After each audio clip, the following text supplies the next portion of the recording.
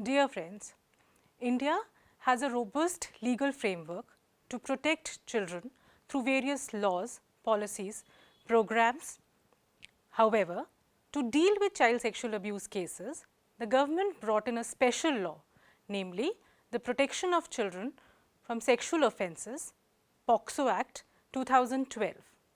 The Act came into force with effect from 14 November 2012, and thereafter the rules were formed to ease the implementation of this Act.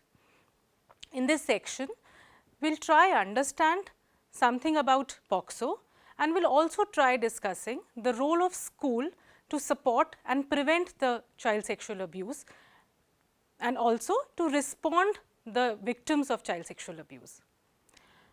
So, the POCSO is a very comprehensive law by itself, but then what makes it so unique and different? Number one, the Act defines a child as any person below the age of 18 years, which means that whether boy or girl. So, therefore, this Act is gender neutral. The Act clearly spells out different punishments for different categories of offences. By providing a child-friendly judicial process, this Act therefore encourages a child to report about offence themselves. Also, in keeping with its international child protection standards, this Act provides provision for mandatory reporting, meaning it becomes the legal duty of a person who has the knowledge about a child being abused to report about the offence to the appellate authority. Under this Act, the police have a very important role to play as child protectors throughout the investigative processes. The police personnel, after receiving a report of sexual abuse, has a duty to make arrangements for care and protection of a child. It is also very important for a police to report about such offence to child welfare committees within 24 hours in case they need assistance for care and protection of that child. Apart from all these, the Act also lays down child-friendly processes of recording, interventions, speedy trials through designated special courts. Generally, when we ask what are the offences mentioned under the POCSO Act, the first response that we get is that it is for a person who has committed rape with children, but no. This Act has clearly defined different forms of sexual abuse, including penetrative, non-penetrative assault, sexual harassment and pornography. This Act has further classified sexual assaults as aggravated and non-aggravated. So, aggravated meaning the act committed by a person in a position of trust or authority with a child, like a family member, police official, teacher, doctor, or if the act has been committed to a child who is mentally ill. Therefore, this Act defines all forms of sexual abuse by all kinds of people and have prescribed stringent punishment depending upon the gravity of the offence, ranging from imprisonment to death penalty or fine. Recently, the Act has been amended to make it more strong. The punishment have increased from 7 years to 10 years.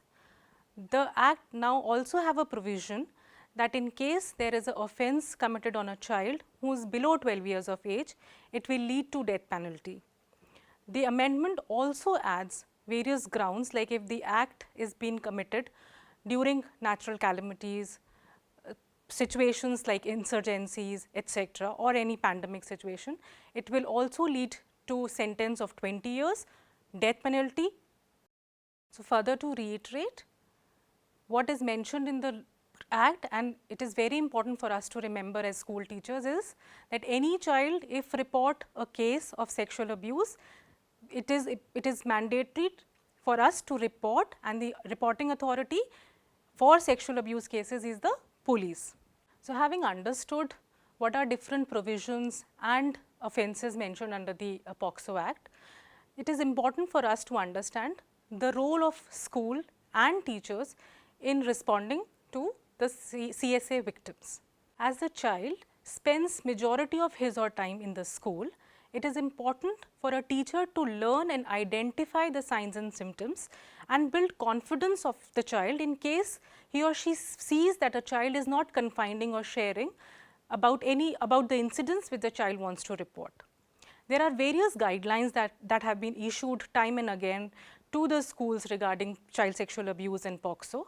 The major one being the POCSO circular that was issued by Central Board of Secondary Education in 2015, where the circular points out how the child deserves the right to access an environment that is safe, protective and conducive for overall development. Having said that, it is important for us to understand how we can prevent child sexual abuse to happen and also ways in which we can respond to the child victims. It is very important to create a safe space to allow children to disclose about the abuse. Some of the examples can be, we can put a complaint or a suggestion box in the school so that the child can write the complaint if they feel hesitant to speak about the incidents. We can have open discussions in the school on issues of gender, child sexual abuse to encourage children to report, especially the boys. Considering in 2007, the study conducted on child sexual abuse by Ministry of Women and Child revealed that over 52% boys have reported of being abused at some point or the other. We can also do continuous awareness programs for teachers as well as the non-teaching staff. It is also important that the school should have a child protection policy and that this child protection policy should be effectively implemented. Like we do sensitization sessions on health, hygiene, it is also important to have classes on karate, self-defense training for students to empower them to defend themselves during incidences of abuse.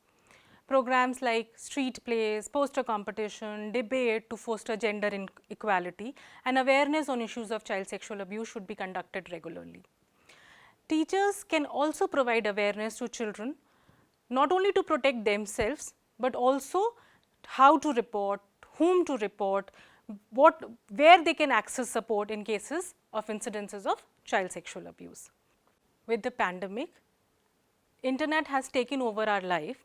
It is very important to talk about online safety with children, especially on issues of online grooming, which can result in a child falling prey to the abusers. It is important to also have safety audits of the staff and infrastructure of this school.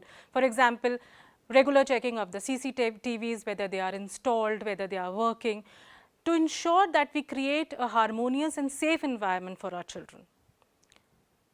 But what if the child has suffered the abuse?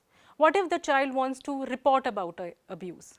If a child confides in you about the abuse, the first thing we should do is to allow the child to speak, build confidence of the child and allow them to disclose, and if required, refer a child to the counselor for further emotional support. If you come to know about the abuse, then it is important that we report it to the authority as mentioned in the POCSO Act about the mandatory reporting clause. Because the child confides in you, because the child has trust in you, if we can accompany the child for medical examination or to child welfare committee or in front of police for his first testimony, we should try and extend all the support that a child needs. Without the consent of the child, do not share or disclose about this incident to the family members. In case you think that you are not able to handle or you need some external support, please feel free to call the child helpline number. We are there, we will come assist you and help the child to confide and take the matter to the judicial processes. What we need to emphasize and maintain is the confidentiality of the child. It is specifically mentioned in the Act, and we as adults also need to ensure that if a child is confiding to us, we should maintain the confidentiality of the child. Also, there might be incidences when suddenly you will see a child not interacting with his or her peers. The grades have started falling down suddenly.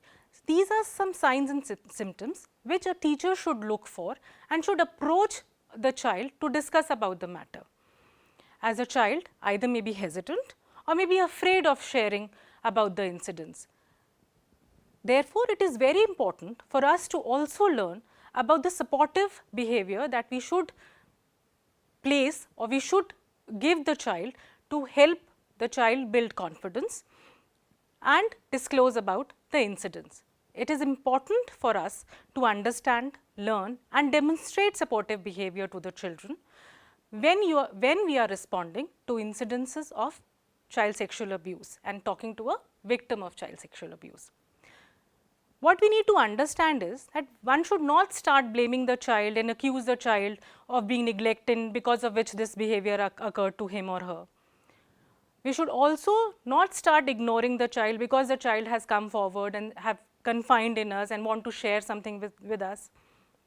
We should also try not to react in very extreme manner to a child when the child is discussing or disclosing about the abuse. We should also not try to send the child back to the abuser and try to support the child if the child comes and discloses that the abuse has happened within the family or by a family member. It is very important to ensure safety and security of a child before the child is sent back home. If we feel that it is not conducive enough to send the child back home, it is important to either contact the child welfare committees or the authorities to discuss about this issue. Never ever discuss about the abuse in front of others, especially in front of the child, in the staff room with other teachers or in the classroom citing example of that child. Also ensure that the child's identity should not be disclosed in media or with other people. All these behaviors will not allow a child to share if the child faces any worse kind of abuse than this. Please also note that all these behaviors, all these do's and don'ts are also mentioned in the POCSO Act, and therefore it is very important for us to demonstrate supportive behavior to a child sexual abuse victim. What we can do is we can continuously assure confidentiality, we can try building empathy, we can try building confidence in the child so that the child becomes confident enough and know that there is somebody who will support the child whenever the child requires. In case you still feel that you need some external support to handle the case disclosure, to take the process to the judicial inquiry, please feel free to connect with your Childline friends and call the 1098 number. I hope by now you have understood how important is the role of a teacher in not only responding but also in preventing child sexual abuse. It is our duty to build capacities of our children, to strengthen them, to not only report but also to fight child sexual abuse. Parallelly, it is also the duty of a school to make preventive measures to make a school a safe place for our children. We have given some additional resources to read in the app, and if any feedback or further clarification is required on the subject, please do feel free to either contact Childline 1098 or write in to dial 1098 at childlineindia.org.in. Thank you.